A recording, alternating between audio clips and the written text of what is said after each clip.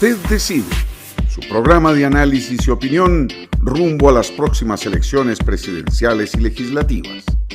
Conversaremos del acontecer nacional, los temas país y el desarrollo de las propuestas políticas.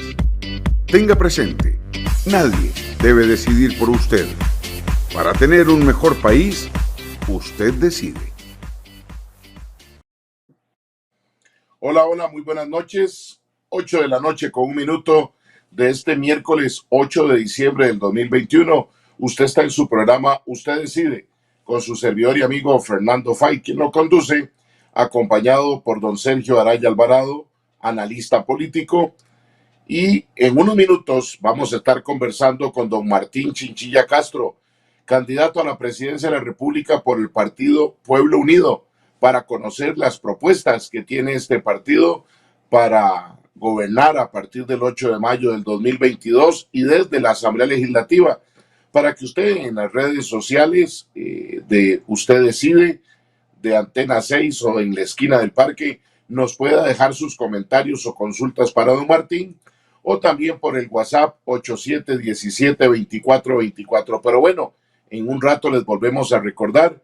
Le agradecemos que en este camino hacia las elecciones nacionales de febrero del 2022 nos acompañe lunes, miércoles y viernes de 8 a 10 de la noche para que usted tenga los mejores elementos, toda la información, y el próximo 6 de febrero del 2022 se acerque a las urnas y escoja al candidato o candidata a la presidencia de la República que usted sienta que está más acorde a lo que usted desea para el próximo gobierno y para el futuro del país.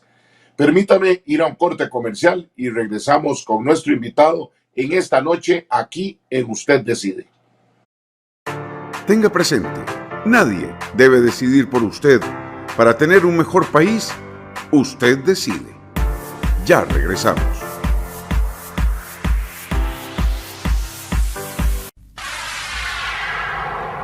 La señal de Antena 6 TV, cada vez más cerca.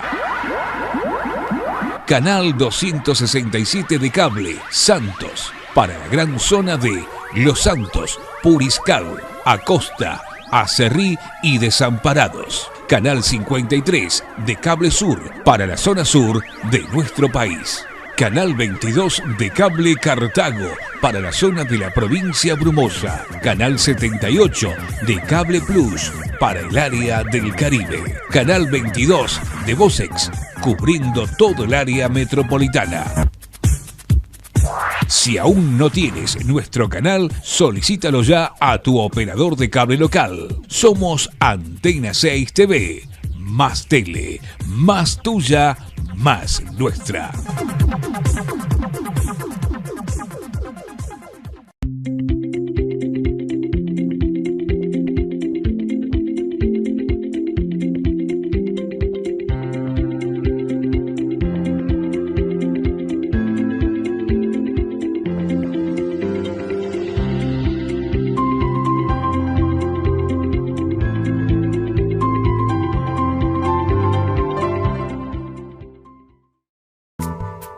Es posible que haya gente que no comparta su pensamiento, pero nuestro compromiso es que usted pueda expresar su opinión. En la esquina del parque con Fernando Fay. A partir de este momento podrá plantear sus inquietudes, conversar con los invitados y dar su opinión. Todos los sábados usted tiene una cita con el programa de análisis y opinión en la esquina del parque con Fernando Fay. Sábados de 3 a 5 de la tarde los esperamos en Antena 6 TV. Más tele, más tuya, más nuestra. Los asociados de Covealianza podrán jugar el Bingo Millonario Trasnochado, donde ganarán 15 millones de colones en premios. Y hay que jugarlo así en pijama. Y ahí, si se siente más cómodo, consulte desde ya sus cartones asignados. ¿Y cuándo jugamos bingo otra vez? Sábado 18 de diciembre, 10 de la noche por Teletica. Si usted no es asociado, ¿qué espera? ¡Asóciese ya! El año pasado ganaron un montón de gente, bichillos. Usted puede ser uno esta vez. Contáctenos. Copealianza, la cooperativa de todos. Tenga presente, nadie debe decidir por usted. Para tener un mejor país, usted decide. Continuamos.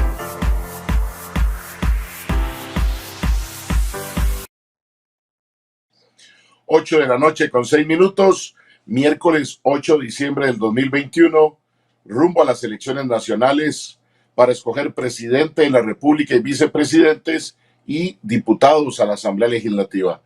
Como les decía en la presentación del programa, hoy nos acompaña don Martín Chinchilla Castro, candidato a la presidencia de la República por el partido Pueblo Unido, para conversar sobre sus propuestas. Pero primero le doy las muy buenas noches a don Sergio Araya Alvarado, analista político de Usted Decide. Don Sergio, buenas noches. Pues Fernando, buenas noches a quienes nos siguen a través de las distintas plataformas, al equipo de producción, el saludo cordial y por supuesto, señor candidato presidencial, bienvenido a este programa, aquí prestos pues para escucharlo y conversar un poco sobre los diferentes enfoques de cómo ve él el país, de qué es lo que pretende llevar adelante en el caso de que finalmente resultare electo el 6 de febrero del próximo año.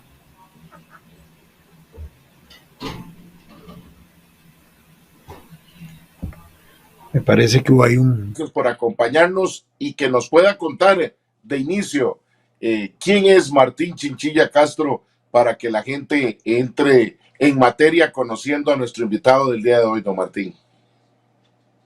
Muchísimas gracias. Tengan todos muy buenas noches, Fernando, Sergio y amigos y amigas que nos ven, nos escuchan también a través de este importante programa en la esquina del parque. De verdad un honor para mi persona, para nuestro partido, el Partido Pueblo Unido, estar compartiendo con ustedes.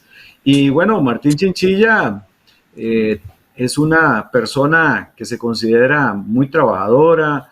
Desde muy pequeño inicié casi que con permiso de patronato, tuve que ir a pulsearla, como dicen, y empecé a trabajar en la empresa privada. Estudié en escuela pública, tuve una infancia en medio de la pobreza, pero muy bonita, donde podíamos ir a jugar a los cafetales o a los potreros o a todos estos lugares donde hacíamos mejengas o jugábamos trompos y bolinchas. Y así pasé mi infancia. Estudié en la escuela Sotero González Barquero de San Juan de Dios de Desamparados. En secundaria en el colegio Roberto Gamboa Valverde de San Rafael Abajo de Desamparados, y a partir de ahí, bueno, me pusieron a decidir muy joven de que o estudiaba o trabajaba. Tuve que empezar a trabajar porque no tocaba más, pero siempre con la espinita de poder estudiar, así que así empecé a trabajar en las fábricas de aquel entonces, en turnos y demás, y de ahí de a poco fui estudiando, trabajando, y cosas importantes hasta que pues pude hacer realidad mi sueño de estudiar periodismo y de ejercerlo tal y como yo lo había anhelado desde hace mucho tiempo. Y bueno, puedo contarles más nací en Pérez Celedón. Allá mis padres son campesinos, mi papá agricultor, allá tenía una finquita, o tiene una finquita hasta el día de hoy, y sembraba frijoles y otros productos. Y bueno, en las vacaciones de 15 días, no mentira, más bien ahí a los 3 meses eran, porque en aquel momento sí eran de 3 meses, siempre tenía la oportunidad de ir de ayudante allá a la finca a recoger frijoles o hacer algunas labores. Y entonces me fui forjando desde esa perspectiva, conociendo las necesidades, lo que padecen los agricultores, lo que padece la sociedad más necesitada de este país, y por eso me incliné hacia la comunicación social. Tuve la oportunidad, por medio de mi trabajo, de conocer algunas otras realidades sociales en este país y en otros países.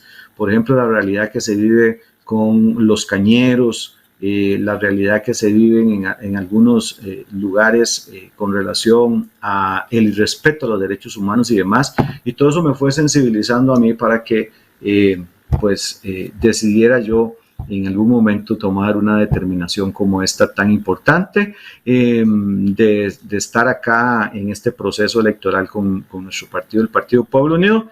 Tengo 51 años, estoy casado con Carlos Salazar Sánchez desde hace ya 26 años y tengo hijos, Jason de 23 años, Josué de 19 y Aileen de 15 años. Así que muy contentos. En términos generales, ese soy yo, y estoy a las órdenes de todos y cada uno de ustedes para lo que en este momento podamos conversar, que esperamos que va a ser muy productiva esta noche de conversación con Fernando y con Sergio, sin duda alguna. Muchas gracias, don Martín. Sin duda alguna, para don Sergio y para este servidor, una facilidad de tener a un periodista, a un comunicador, porque nos hace el relato más claro, creo que hasta el momento de los que hemos tenido. Y don Sergio me pide la palabra, pero no puedo dejar de mencionar algo porque somos contemporáneos. Don Sergio tiene 51, yo tengo 50 años, y nuestra época de niñez claro, nos tocó, por el gusto de la política, escuchar de Pueblo Unido. Para don Sergio y para mí, que hemos sido gustosos del tema político, el nombre de Pueblo Unido evoca a figuras muy interesantes como don Humberto Vargas Carbonell o don Rodrigo Gutiérrez Sáenz, por mencionar dos.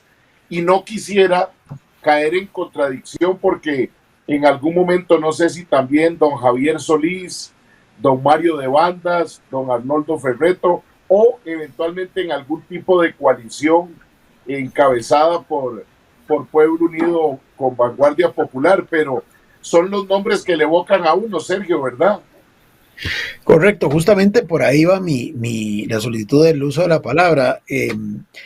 Justamente, bueno, yo revisando, lógicamente este no es ese grupo, que además cuando se llamó así era una coalición de varios grupos de izquierda que ya Fernando enumeró y además citó algunos de sus liderazgos más reconocidos, sino que este es un partido recién, digamos, esta es su primera intervención en un proceso electoral, entiendo que fue creado en 2018, pero entonces tal vez, lo que decía Fernando, es un nombre que por ejemplo para los que ya pintamos un poco de canas sí nos representa algo, ¿verdad? Significa la expresión de esa izquierda que de alguna forma trató de retomar una vez que se pudo regresar a la normalidad todo el tema de los grupos de izquierda, porque recordemos que después del 48 estuvieron proscritos por varias décadas y fue hasta los 70 que se permitió su reincorporación a la vida política nacional de manera activa. Pero evidentemente la coalición Pueblo Unido se asociaba justamente con ese tercer estamento político que imperaba en esas épocas. Hemos hablado hasta la saciedad de que fue la época del bipartidismo, ¿verdad? Liberación Nacional por un lado, los grupos opositores a Liberación, perdedores en la guerra del 48 por el otro, que luego se integraron con algunos de los ganadores de esa misma conflagración nacional y fueron después definiendo, perfilando lo que llegaría a ser la Unidad Social Cristiana, y fueron como los dos grandes grupos que se alternaban en el ejercicio del poder, pero había una tercera fuerza, poco menos o menos arrastre, pero que estaba ahí presente, que era, digamos, ese grupo de izquierda que fue cambiando de nombre y que también en varias ocasiones apareció de manera coaligada. Llegó a tener en algún momento 4 legisladores, hasta que después, bueno, desaparece del mapa, del escenario, queda Vanguardia Popular, que prácticamente está únicamente registrado con don Humberto Vargas Carbonell como su referente, pero ustedes deciden ponerle a su agrupación Pueblo Unido. Cuando uno ve, entonces, para ir aterrizando mi pregunta, don Martín, ¿por qué esta idea tiene una razón de ser, como lo mencionó bien Fernando, para tratar de conectarse con ese símbolo que fue Pueblo Unido a finales de los 70s, inicios de los 80s, o fue una cuestión meramente casual? Y para conectar de una vez con la segunda pregunta y poderlo escuchar ya más ampliamente, en este espectro de opciones que hay hoy, 25 aspirantes a la presidencia, algunos los podríamos situar en ese espectro del centro hacia la izquierda, uno ya con algún grado de trayectoria más consolidada en los últimos tiempos, como Frente Amplio, por ejemplo, como el mismo Partido de los Trabajadores de John Vega, que lo tiene como su candidato a la presidencia por segunda ocasión consecutiva. Pero ustedes, digamos, ¿por qué no haber tratado de crear alguna articulación de esfuerzos con esos otros grupos de izquierda? ¿O qué es lo que los distingue a ustedes, o planteado de otra forma, qué les impidió buscar esa, digamos, articulación para que de alguna forma los grupos de izquierda costarricenses participaran unidos en este proceso electoral? Claro que sí, muchísimas gracias. Y has hecho un resumen muy bueno de toda la trayectoria del Partido Pueblo Unido, efectivamente, y de la izquierda en este país, porque también hay que irnos incluso un poquito más atrás para señalar la importancia de el esfuerzo en la lucha social que hicieron los partidos de izquierda más allá de los años 50, ¿verdad? Porque de ahí surgen importantes alianzas, importantes propuestas sociales que conllevan no solamente la consolidación de las garantías sociales, de la institucionalidad costarricense, etcétera, etcétera, sino también de importantes acuerdos posteriores. Dices algo muy importante, Sergio, y es que no se nos permite en aquel tiempo, prácticamente cerca de 36, 37 años, que se le prohíbe a el movimiento progresista de este país poder tener la oportunidad de ser opción electoral y política en el país, un absoluto atropello a la libertad de no solamente de expresión, sino evidentemente a la democracia que se venía pregonando desde aquellos momentos, y por supuesto eso limitó, eso pues de alguna manera desarticuló muchas acciones. No obstante, en los años 70 y en los años 80, como bien lo dices, se tuvo un gran protagonismo de parte del partido con los nombres que ya ustedes mencionan, efectivamente, y que podríamos incluir a algunos otros más, como Álvaro Montero Mejía, y bueno, una gran cantidad de los que hicieron un extraordinario trabajo desde la Asamblea Legislativa, no solamente en defensa de la clase trabajadora, del pueblo costarricense, sino también propiciando importantes proyectos en defensa, por ejemplo, de la productividad agrícola, de la pesca artesanal, de sectores tan importantes como las pequeñas, pequeñas y medianas empresas que nosotros retomamos ahora también. En fin, hubo una etapa muy productiva, ¿verdad?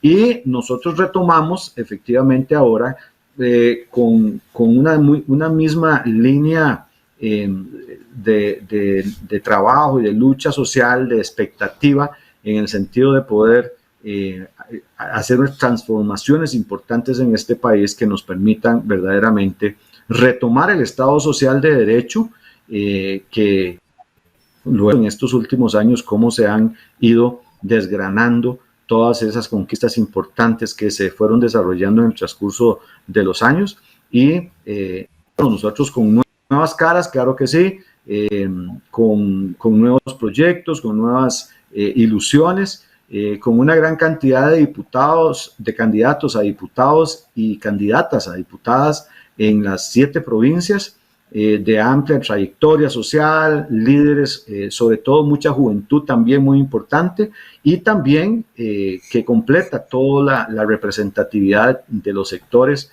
sociales de este país. Así que ese es el Partido Pueblo Unido del día de hoy. Y bueno, a nosotros se nos ha hecho esa pregunta, sí, efectivamente, Sergio, con relación a la posibilidad de una alianza, ¿por qué no se hizo? ¿Por qué? Mire, nosotros tuvimos varios acercamientos y demás en ese contexto. Sin embargo, todo se dio como muy rápido, ¿verdad? En este proceso electoral, a nosotros, bueno, a pesar de que veníamos construyendo el proyecto del partido desde hace ya prácticamente 5 años, bueno, se dieron todo el proceso de asambleas cantonales, provinciales, etcétera, etcétera, hasta que llegamos a la Asamblea General, donde se me ratifica a mí como candidato y a la presidencia, y por supuesto se dan a conocer ya los diferentes nombres.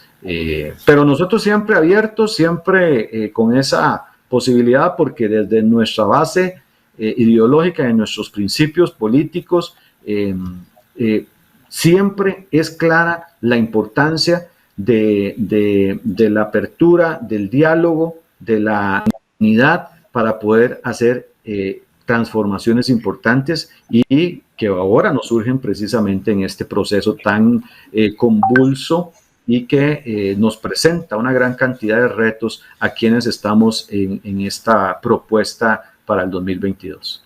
Don Martín, pero en este caso, ¿con cuál de los grupos que, por ejemplo, están, digamos, compitiendo? Uno podría decir por el mismo segmento del electorado, ¿verdad?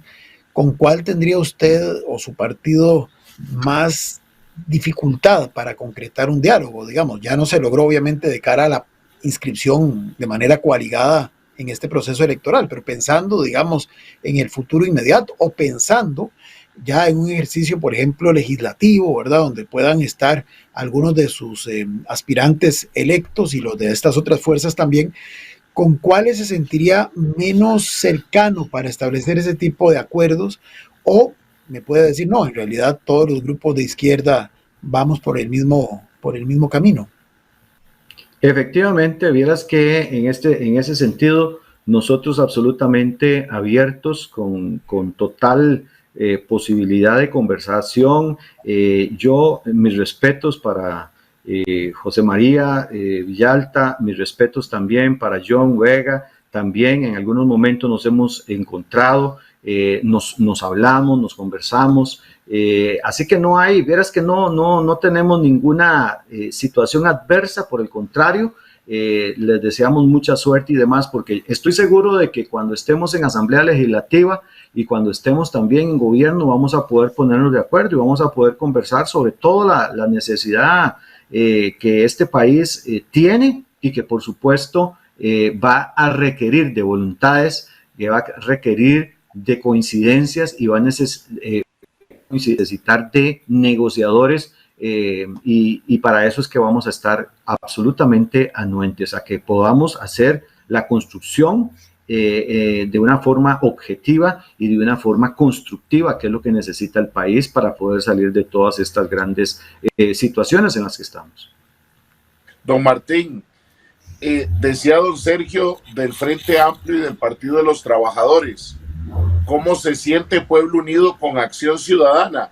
Llegó en algún determinado momento a plantearse que Acción Ciudadana era un partido mucho más de centro socialdemócrata, pero algunos dicen que tuvo una apertura importante que le permitió llegar al poder con grupos más de izquierda. ¿Coincide usted con esa visión de que el PAC se abrió a la izquierda y hoy, después de este gobierno, podríamos creer que esa apertura se mantiene y tiene matices de izquierda el Partido de Acción Ciudadana, don Martín? Bueno, yo sí discrepo de esa posición de que se pueda tener condiciones. Mire, lo que sí puedo decirte es que muchos de los partidos de derecha neoliberales que en este momento están en este proceso han adoptado el progresismo y han adoptado el discurso progresista y social de la izquierda para tratar de ganar adeptos y tratar de crear un discurso confuso para que los y las costarricenses sigamos cayendo en este contexto complejo, y eso es parte de los réditos que sumaron algunos partidos como el que usted menciona, como el PAC, que bajo ese discurso absolutamente, desde mi perspectiva, fue un fiasco para el pueblo costarricense, porque ya se ha demostrado, se está demostrando en dos administraciones cómo han sido los dos gobiernos que vinieron a coronar el total, ¿qué decimos? La pérdida absoluta del Estado Social de Derecho de este país y por supuesto de esa democracia que se había construido en muchos años. Y entonces definitivamente plantearlos como partidos progresistas o que promueven lo social, definitivamente yo no me apunto en esas. Don Martín, bueno, con su respuesta queda claramente definido que usted evidentemente no, digamos, no ubica al PAC en esa categoría que algunos han planteado y que Fernando expresaba en atención a lo que se ha escuchado de distintos sectores. Pero habló de otros candidatos que dice que en este proceso electoral han acuñado la categoría de progresista o de progresismo para confundir al electorado. ¿Cuáles me podría usted o nos podría dar a los televidentes y a quienes nos siguen en las distintas plataformas ejemplos concretos de esos candidatos que usted dice que están Claro que utilizando esa narrativa para generar esa confusión en el electorado? Sí, cómo no, claro que sí. Miren, sin pelos en la lengua, para eso estamos acá y por eso es que es importante que con programas como este los costarricenses puedan decidir. Y aquí lo estamos viendo desde los principales partidos que en este momento encabezan las encuestas, como el Partido Liberación Nacional, como el Partido La Unidad Social Cristiana, el candidato Rodrigo Chávez, el mismo Eliezer Feitstan, entre otros, que definitivamente no han mostrado desde su acción absolutamente ningún tipo de credibilidad o de propuestas que nos puedan hacer pensar que dicen y que están diciendo la verdad, y obviamente podemos ver y podríamos hablar muchísimo de sus trayectorias, podríamos hablar muchísimo de dónde han participado, cómo han participado, qué se les cuestiona y qué aspectos en términos generales hacen que sus programas coincidan tanto en un seguimiento al modelo neoliberal que se ha implementado en los últimos 40 años, que definitivamente no los podemos ubicar en el plano de un planteamiento social, de construcción de una sociedad modelo, inclusiva, participativa, etcétera, etcétera. Porque todos pregonan lo mismo, ¿verdad? Don Martín, tal vez por ahí sería importante entonces precisar qué entendemos desde su perspectiva por progresista, porque vamos a ver, se han dado, especialmente en los últimos tiempos, no solo en Costa Rica, sino en muchas partes del mundo, una suerte como de redefinición de estas categorías y de estas valoraciones que llamaríamos doctrinarias. Yo sé que a la gente de izquierda, inclusive la expresión ideología no les gusta mucho porque tiene una connotación negativa, entonces no la voy a utilizar. Digamos que la connotación doctrinaria, ¿verdad? ¿Por qué digo esto? Porque, vamos a ver, hay gente, y vemos en el caso de don Eli Feinsack, lo voy a poner solamente como un ejemplo para ilustrar lo que le quiero plantear, para escuchar luego su elaboración al respecto. El partido se llama liberal progresista.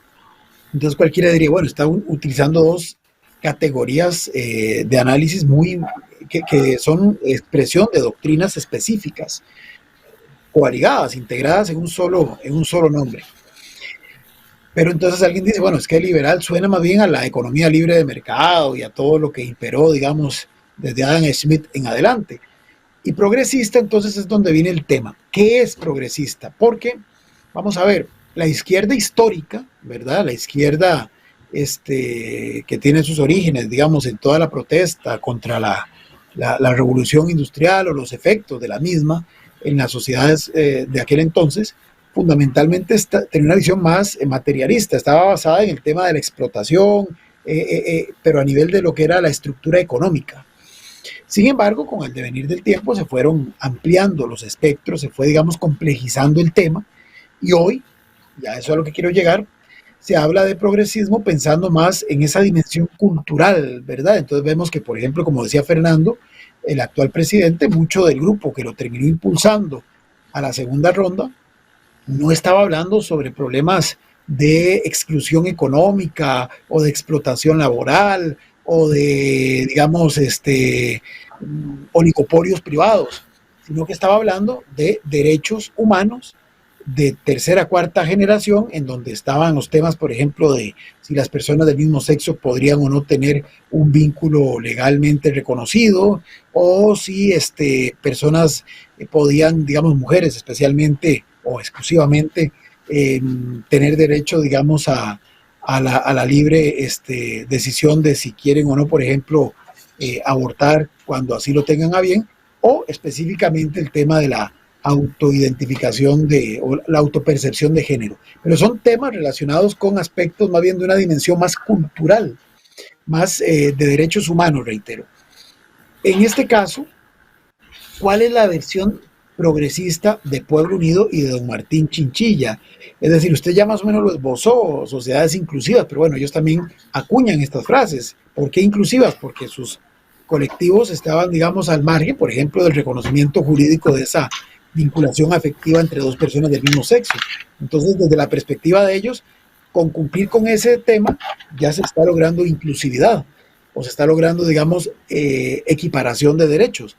Pero, ¿es a eso a lo que ustedes se refieren? ¿O exactamente qué es progresista en la lectura de Pueblo Unido, en la lectura de don Martín Chinchilla? Y de alguna forma, si esto reivindica a ese progresismo, digamos, de la izquierda más histórica, ¿verdad? La que usted enarboló también, influyó en esa gran reforma social de los años 40 en Costa Rica. Sí, sí, muy importante, Sergio. Efectivamente, yo denominaría lo que ellos están señalando como expresiones meramente que pueden generar réditos electorales, porque creo que a la hora de exponerlos ni siquiera tienen claridad y se les, en su expresión inmediatamente podemos determinar de que cuando se habla de pobreza, cuando se habla de igualdad, cuando se habla de derechos humanos, cuando se habla de democracia, cuando ellos hablan de todas esas expresiones, definitivamente no la están haciendo en el sentido que nosotros la vemos. Nosotros concebimos este proceso y este proyecto nuestro social como un estado promotor del desarrollo social, económico, científico, cultural en términos generales, y por supuesto el desarrollo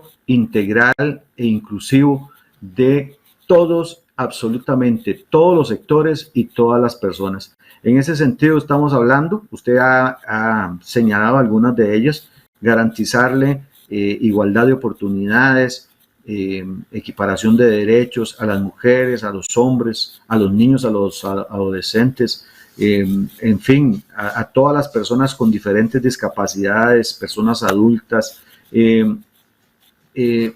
a todas las minorías en términos generales, sin ningún tipo de discriminación. Pero vamos más allá también de eso. Vamos en la construcción, como se los dije ahora al principio, de un modelo social de derecho en términos muy diferentes a como ellos lo conciben, porque ellos conciben un Estado absolutamente sin ningún tipo de poder.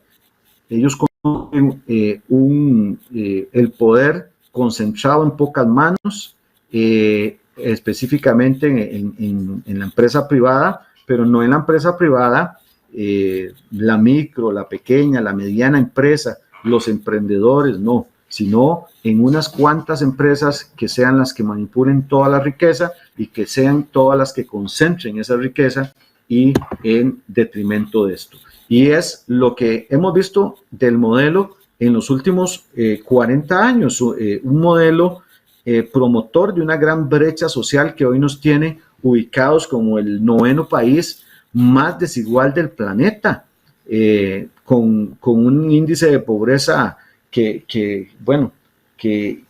el de desempleo del 24%, que son cifras históricas, más de 1.200.000 personas en condición de pobreza, más de 450.000 personas en este último proceso que se vieron afectadas con el desempleo y por eso está ubicado en el 24%, una informalidad de 46%, la pobreza excepcional, que denominan los expertos, en 26%, casi 27%, es decir, estamos hablando de más de 1.350.000 personas en estado de pobreza, que muchas de ellas, más de la mitad de ellas, no tienen ni 2.000 colones al día para poder subsistir y para poder darle calidad de vida a sus hijos y demás. Entonces, cuando nosotros vemos todas estas estadísticas y todas estas expresiones que hemos señalado, podemos decir que definitivamente ni sus programas de gobierno, ni sus propuestas, ni sus intenciones de discurso son creíbles, porque cuando usted escucha esas, los que hemos participado ya en los diferentes debates, el discurso precisamente va dirigido en eso, y no en atacar las raíces verdaderas de este país, y es en lo que nosotros estamos pensando. Nosotros estamos pensando en un modelo en una transformación del modelo de producción en este momento que permita oportunidades a todos los sectores y no específicamente a un sector únicamente que se hace más rico cada día y que a costa de la pobreza de los demás está creciendo y llevándose a paraísos fiscales y a otros conceptos que se han inventado en las riquezas para poder entonces crear ese modelo que lo han hecho bien. Tenemos que decirlo, que lo han hecho bien. ¿Por qué? Porque a pesar de toda esta estadística tan terrible, de todos estos índices y de estar en yo diría que en una de las dos crisis más grandes que han habido en este país, a pesar de eso, siempre ellos tienen quienes los elijan, y es parte del proceso que nosotros estamos educacionalmente conversando también con los y las costarricenses, visitándolos, haciendo una gran cantidad de esfuerzos para poder tratar de dar a conocer nuestras propuestas de manera tal que ellos puedan hacer al menos una comparación y que puedan definir, como ustedes mismos lo plantean en su programa: usted decide, costarricense, usted decídalo bien, porque de lo contrario vamos a seguir en esta ruta, ¿verdad? Y es parte de los conceptos que nosotros estamos desarrollando en nuestra propuesta, de manera que podamos articular una estructura productiva verdaderamente inclusiva y no como está en este momento. Don Martín, nos toca ir a un corte comercial. Cuando regresemos vamos a entrar ya en tema de reactivación económica, emprendedurismo, cómo le entramos al desempleo. Ya usted ha venido haciendo un diagnóstico de lo que tenemos, pero por supuesto que también es importante conocer qué propone el Pueblo Unido para salir de eso que está dejando en pobreza a tanta gente y una brecha muy grande entre ricos y pobres. Con permiso, ya regresamos. Tenga presente, nadie debe decidir por usted. Para tener un mejor país, usted decide. Ya regresamos.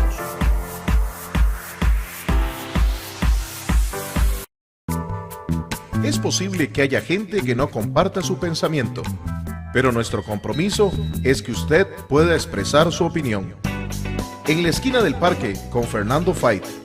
A partir de este momento podrá plantear sus inquietudes, conversar con los invitados y dar su opinión. Todos los sábados usted tiene una cita con el programa de análisis y opinión En la esquina del parque con Fernando Fait. Sábados de 3 a 5 de la tarde los esperamos en Antena 6 TV. Más tele, más tuya, más nuestra.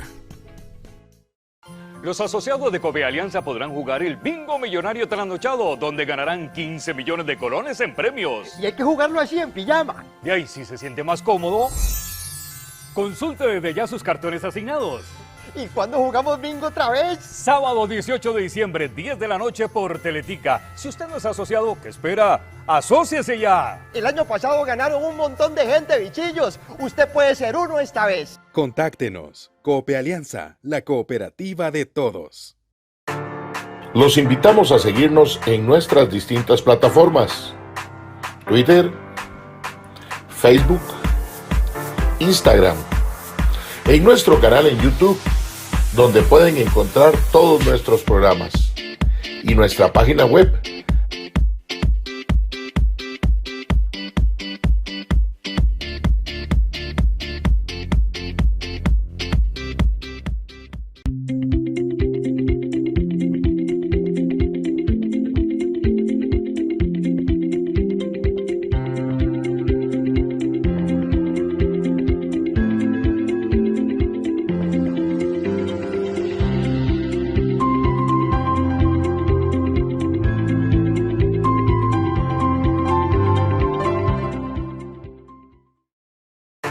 Tenga presente, nadie debe decidir por usted. Para tener un mejor país, usted decide. Continuamos.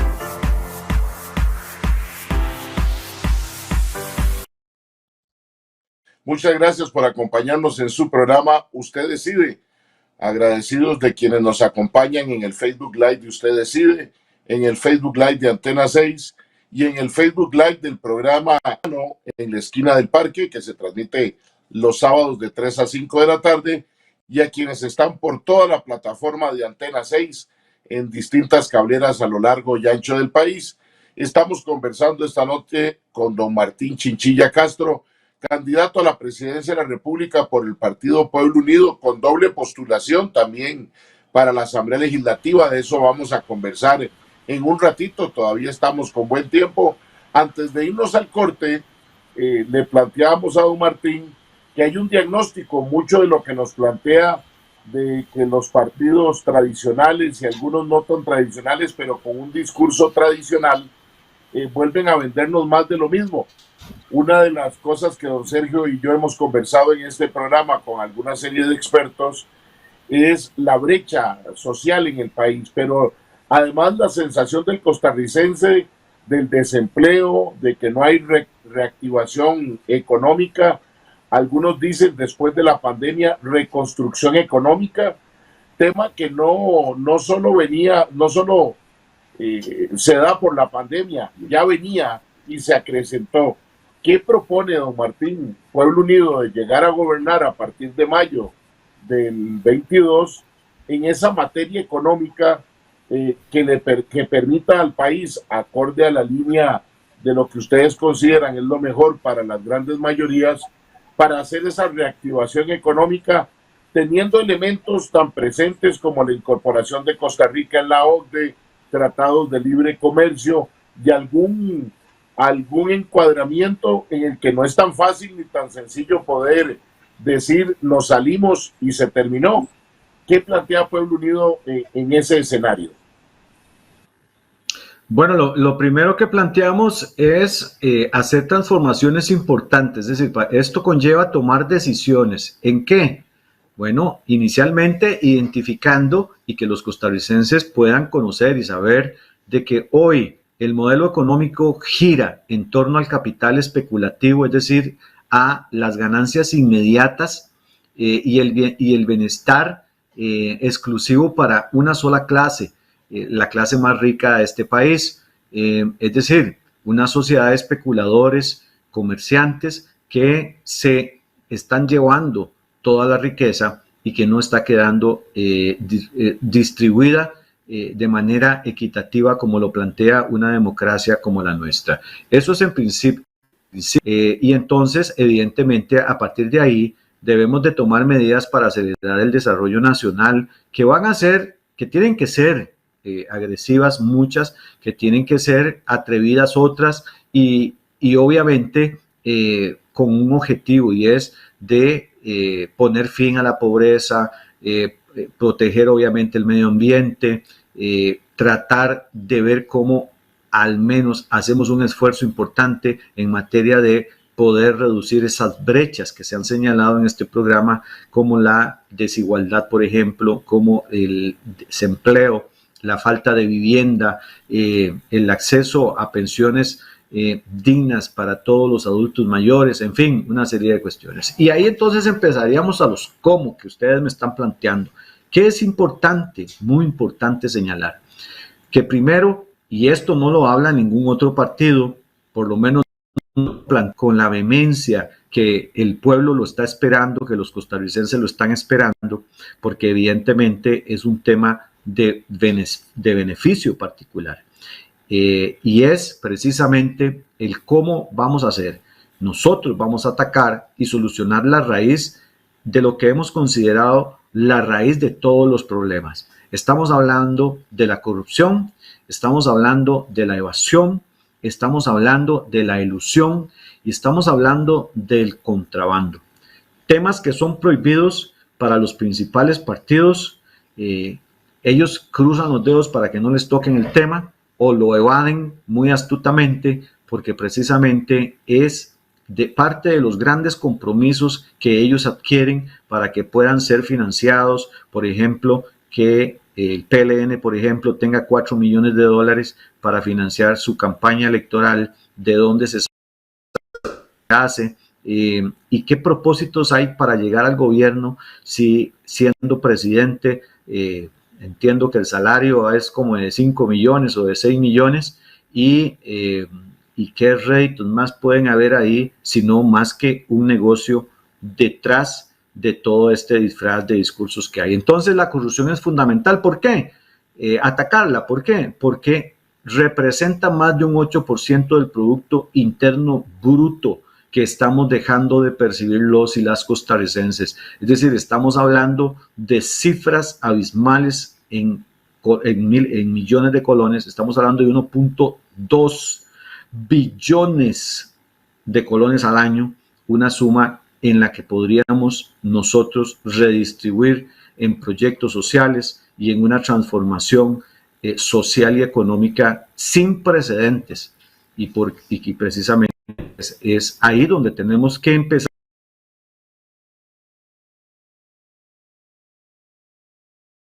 Yo creo que nos quedamos con don Martín por ahí pegado. Don Sergio, adelante.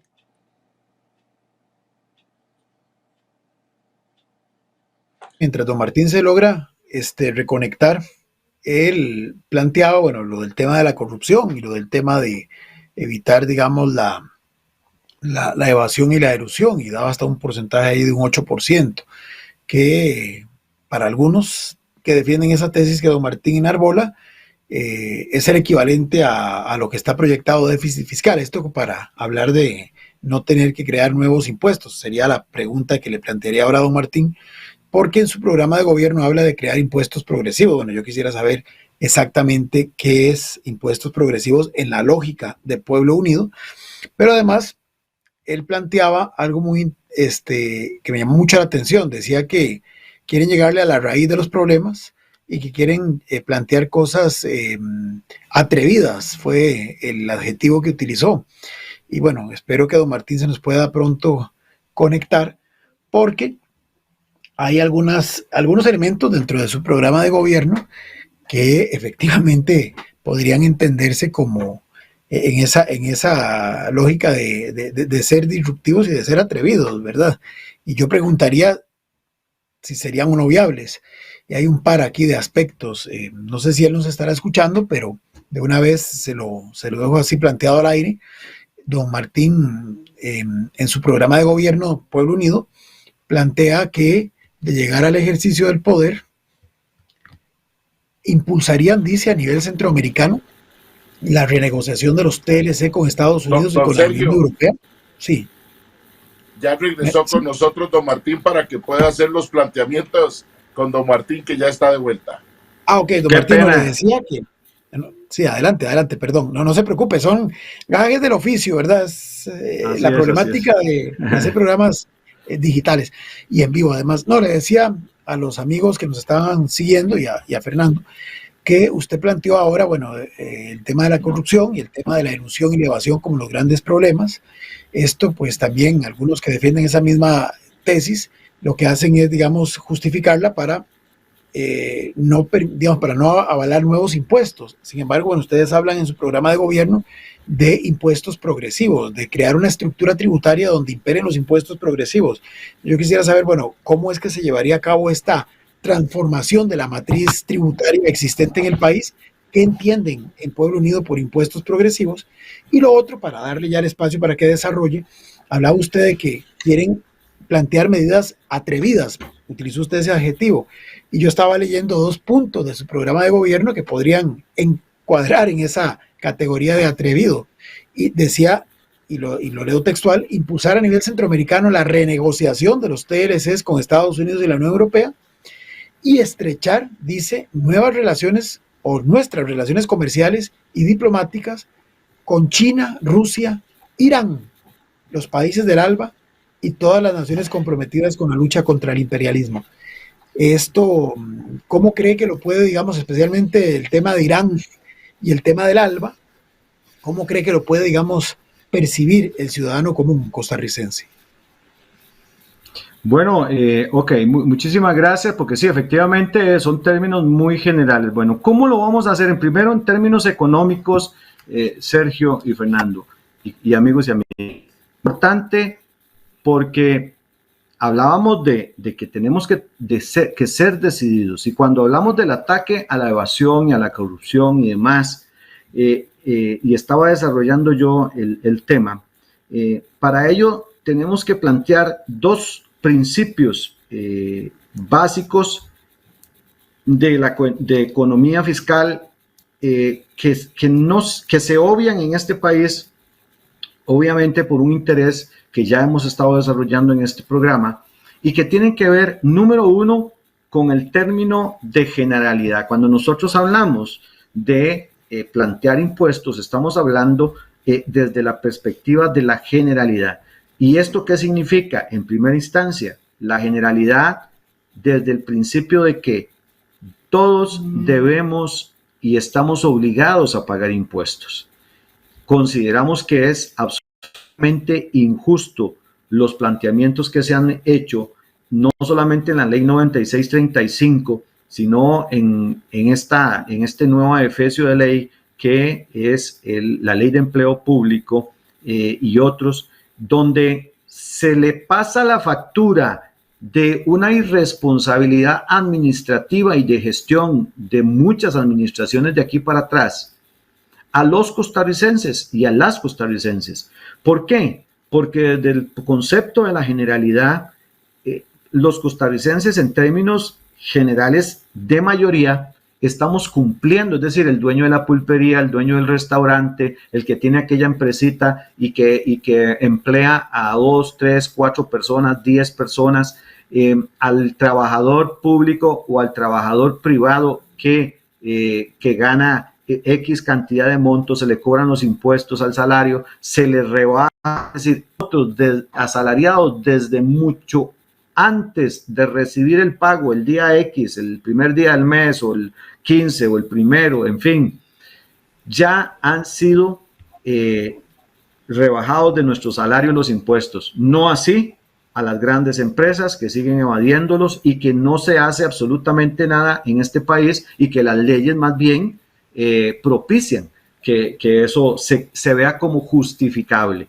Dice que porque se genera empleo y todo lo demás. Entonces, uno es aplicar el concepto económico de la generalidad para que todos paguen, porque aquí no hay excepciones. Es decir, en tema tributario todos debemos de tributar de manera equitativa. Y el segundo, estamos hablando de uniformidad, otro concepto económico que tiene que ver con precisamente de que cada uno de nosotros y cada empresa, en fin, en función de sus posibilidades, pero que tribute, no que se haga de la vista gorda y le deje el problema principal que tiene este país económico fiscal a los de a pie, a los que trabajamos, a los que nos ganamos de una u otra manera el sustento de manera honesta y que pagamos tributos puntualmente. Eso es fundamental.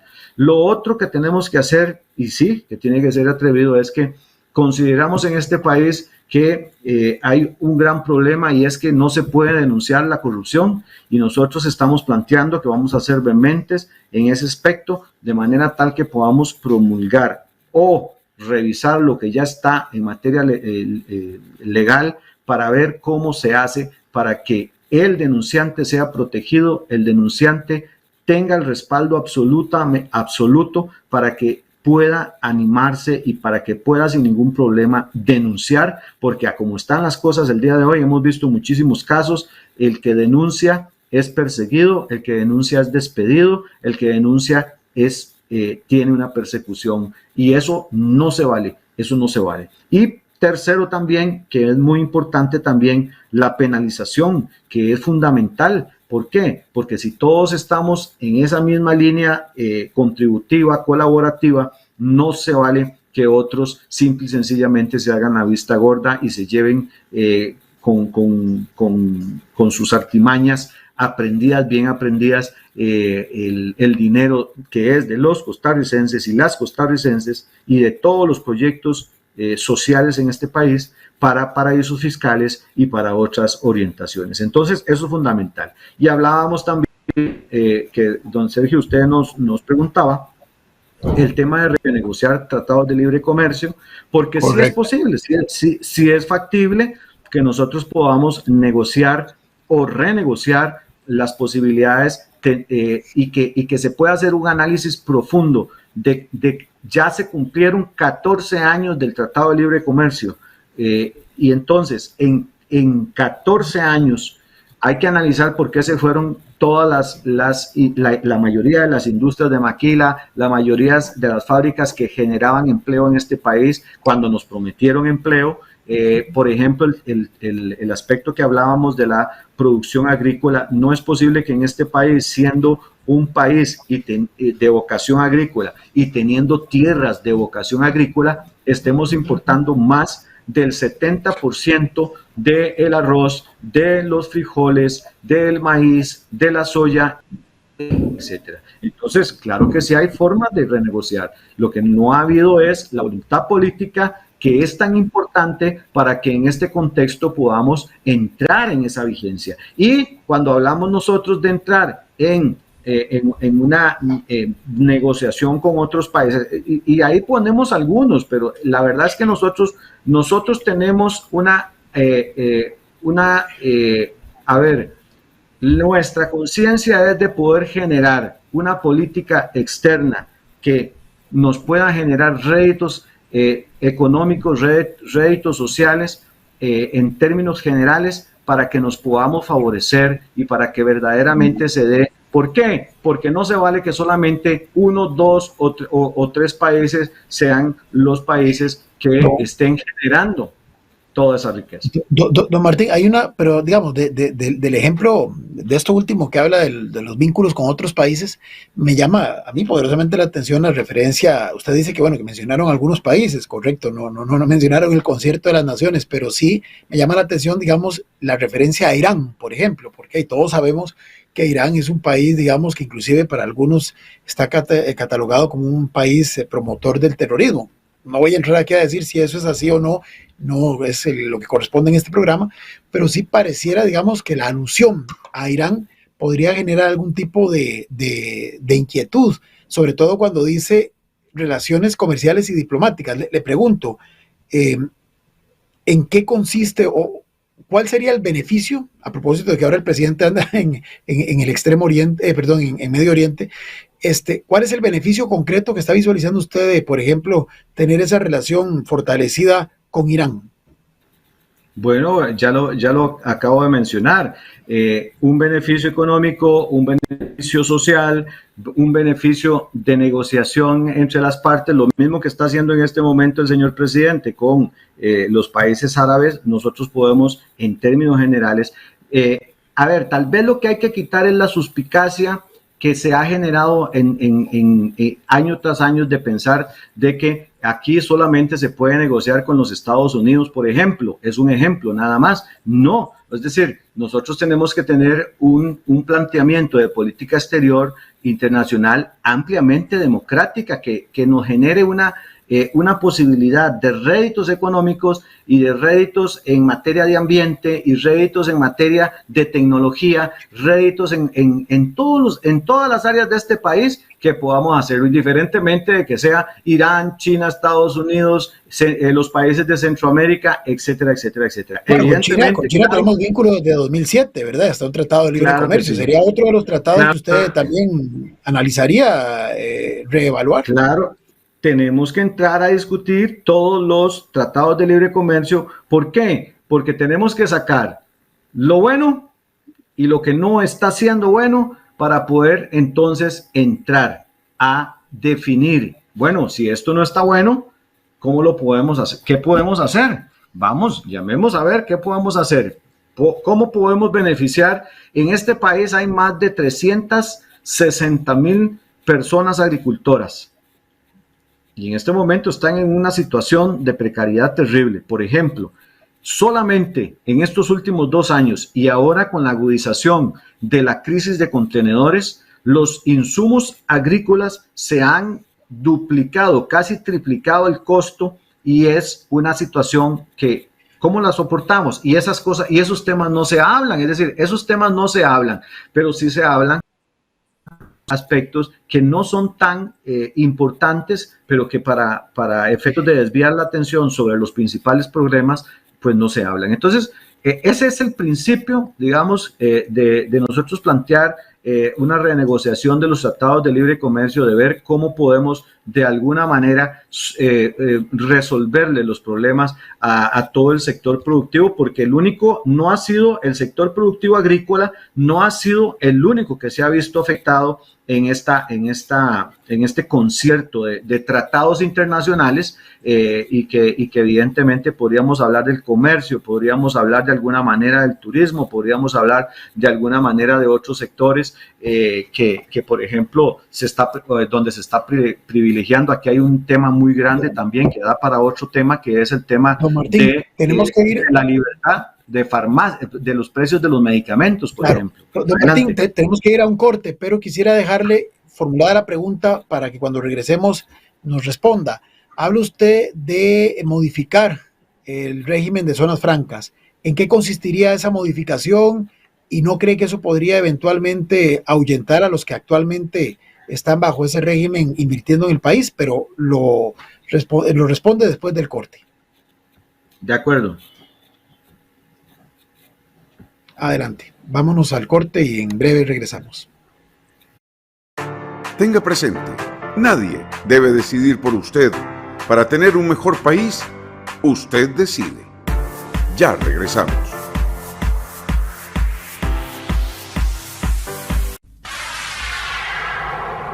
La señal de Antena 6 TV, cada vez más cerca.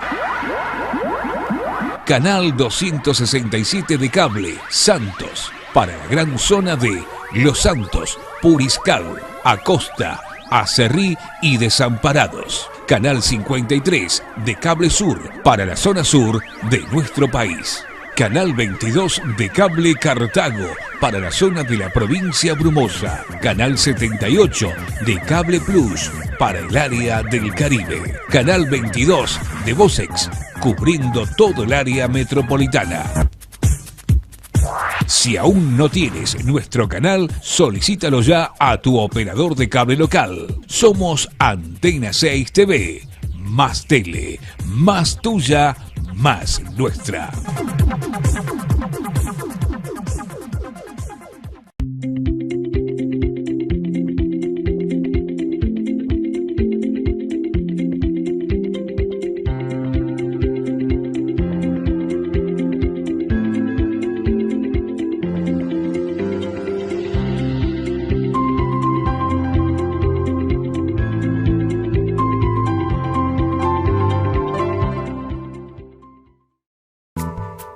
Es posible que haya gente que no comparta su pensamiento, pero nuestro compromiso es que usted pueda expresar su opinión. En la esquina del parque con Fernando Fait. A partir de este momento podrá plantear sus inquietudes, conversar con los invitados y dar su opinión. Todos los sábados usted tiene una cita con el programa de análisis y opinión en la esquina del parque con Fernando Fait. Sábados de 3 a 5 de la tarde los esperamos en Antena 6 TV. Más tele, más tuya, más nuestra. Los asociados de Copealianza podrán jugar el Bingo Millonario Trasnochado, donde ganarán 15 millones de colones en premios. Y hay que jugarlo así en pijama. De ahí, si se siente más cómodo, consulte desde ya sus cartones asignados. ¿Y cuándo jugamos bingo otra vez? Sábado 18 de diciembre, 10 de la noche por Teletica. Si usted no es asociado, ¿qué espera? ¡Asóciese ya! El año pasado ganaron un montón de gente, bichillos. Usted puede ser uno esta vez. Contáctenos. Copealianza, la cooperativa de todos. Tenga presente, nadie debe decidir por usted. Para tener un mejor país, usted decide. Continuamos.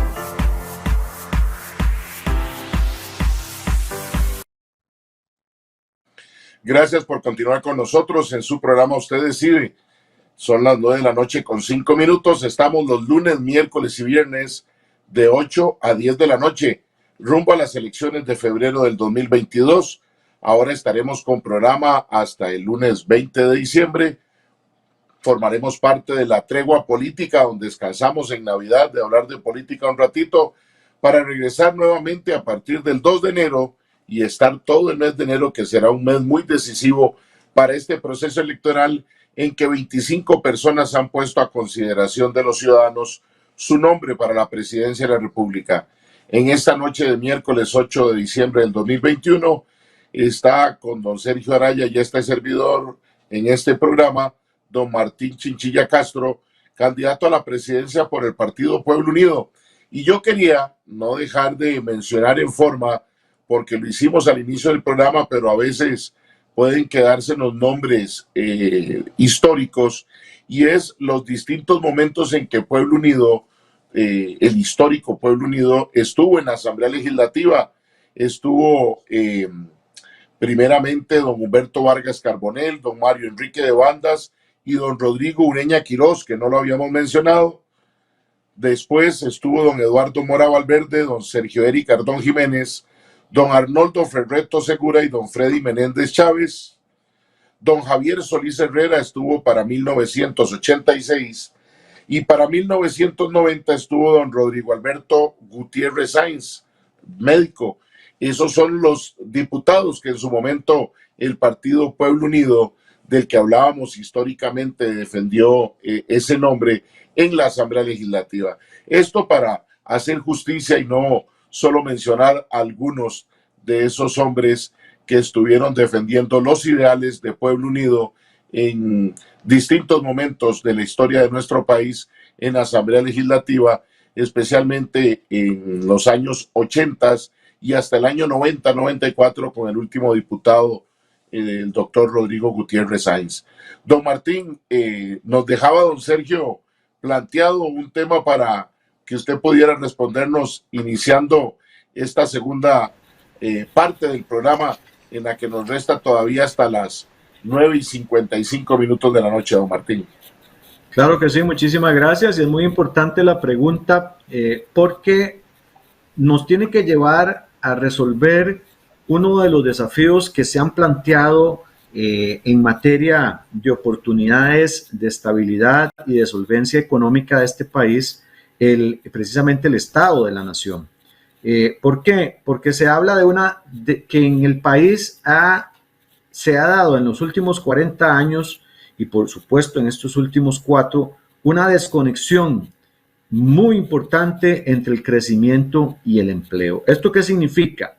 Esto significa que se habla de que más o menos en un 3,9 ha habido una recuperación de la economía, desde el económico, pero no se da en condiciones de trabajo esa economía. Es decir, la pregunta, ¿cómo si la economía crece no se ve reflejada esa riqueza en dividendos para todos en términos generales? Es decir, ¿a dónde se está yendo esa riqueza?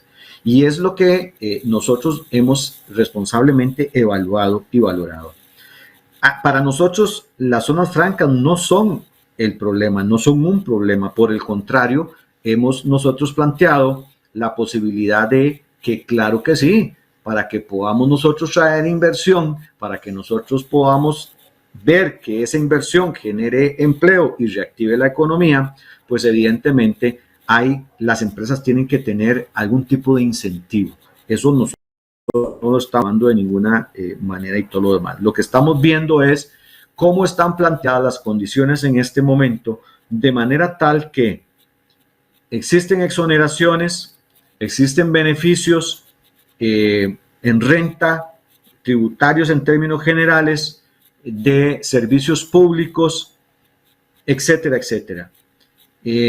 Y entonces es un favoritismo muy marcado hacia ciertas empresas de zonas francas que no están dándole réditos al país porque sus ganancias están yéndose hacia el exterior. Y lo hablábamos ahora cuando planteábamos los principios económicos de la generalidad y otros. Entonces, ¿qué es lo que nosotros consideramos? Nosotros lo que consideramos es que, bueno, número uno, tenemos que plantear la creación de zonas francas y que vengan empresas en condiciones favorables, por supuesto, pero que no solamente se den para la gran área metropolitana, como es lo que hemos estado viendo y se ha proliferado. Por el contrario, ¿qué es lo que nosotros planteamos? Que podamos tener una política en este marco de incentivo de que pueda favorecer a las zonas rurales con en que se implanten zonas francas en esos lugares y que de esa forma se puedan activar la economía tan necesaria en provincias, obviamente como Limón, como Punta Arenas, como Guanacaste, en donde se está viendo una tremenda marcada pobreza y obviamente falta de empleo. Entonces, desde esa perspectiva es que lo vemos desde otras perspectivas también, porque por ejemplo, las pequeñas y medianas empresas, yo siempre me gusta meter desde las micro, pequeñas y medianas empresas. No se habla de incentivos y otra realidad que se habla es como una verdad absoluta, y es que lo que salva a este país en materia de empleo son las zonas francas, y eso no es cierto, porque si nosotros nos podemos a ver la generación de empleo en zonas francas, no son tan importantes como la generación de empleo, por ejemplo, en el sector comercial, por ejemplo, en el sector turismo, etcétera, etcétera. Y estos son conceptos que hay que tener claro, porque se nos hace pensar que, pero es que sin la zona franca no vamos a poder subsistir.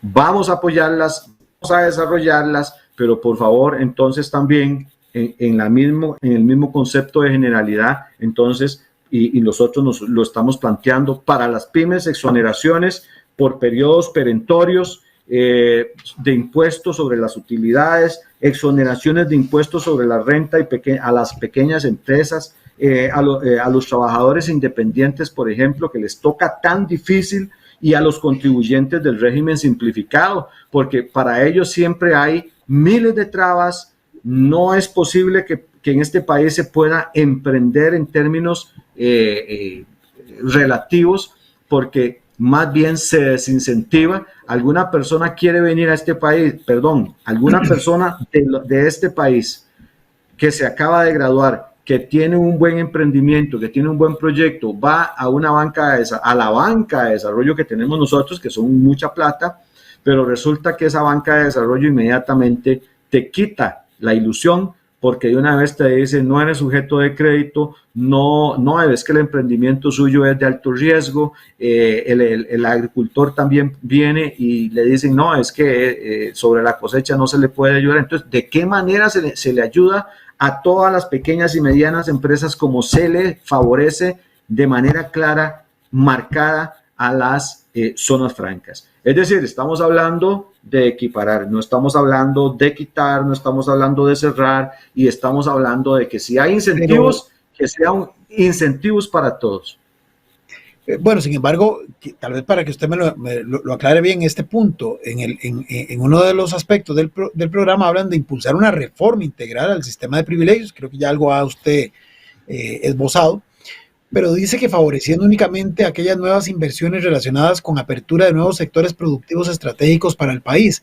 Entonces la pregunta es, ya más o menos usted indicó lo que pretenderían hacer con las nuevas inversiones, pero con las que ya están, además de esa revisión que podría implicar eliminarles algunos de los, digamos, beneficios que hoy tienen al amparo de la ley que las tutela, ¿no le causaría una preocupación de que esto genere una suerte de incerteza jurídica y que podría propiciar que, por lo menos a nivel de señales hacia el mundo, se generara ahí una mala atmósfera con respecto a lo que significa invertir en un país como el nuestro?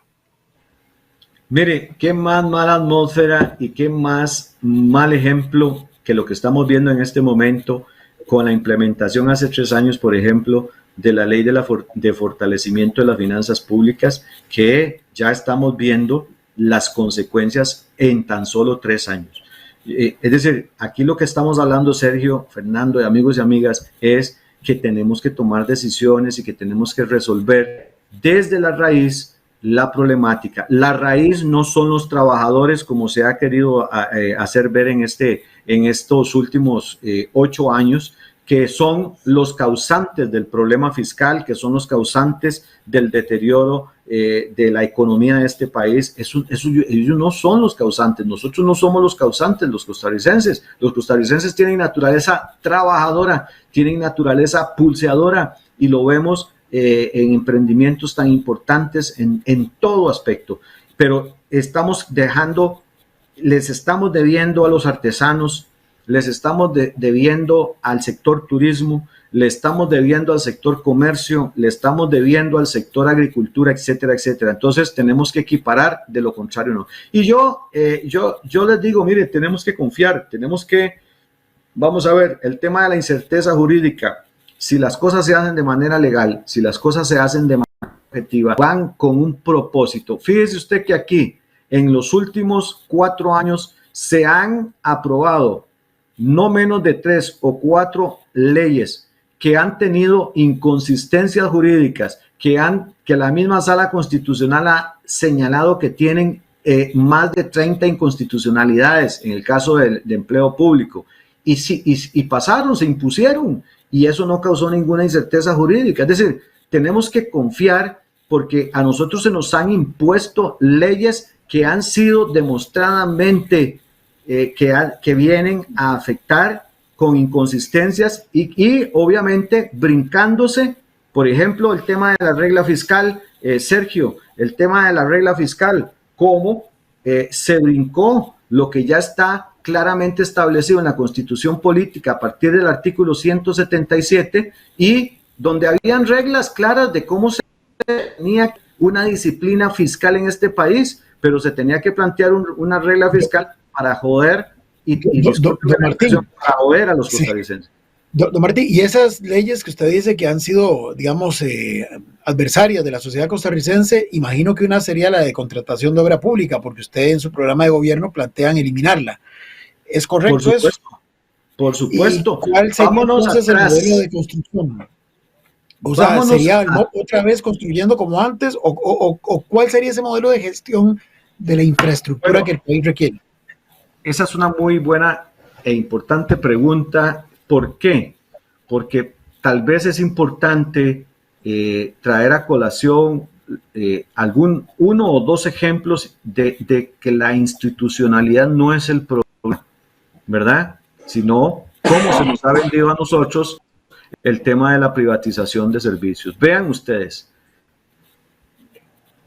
el MOP, Ministerio de Obras Públicas y Transportes. El Ministerio de Obras Públicas y Transportes, junto con el ICE, construían puentes, construían carreteras, construían hospitales, construían infraestructura en términos generales públicas, escuelas, etcétera. Y se les ocurrió de que esa institución tenía que transformarse, ¿verdad? Y nace o se impone en la ley de concesiones, que efectivamente nosotros la planteamos en nuestro programa de gobierno. ¿Y cuál ha sido el resultado de la ley de concesiones? Ahí tenemos Cochinilla, ahí tenemos Diamante, ahí tenemos Cementazo, ahí tenemos todos los ejemplos de corrupción habidos y por haber, desviados de millones de este país, de los y las costarricenses.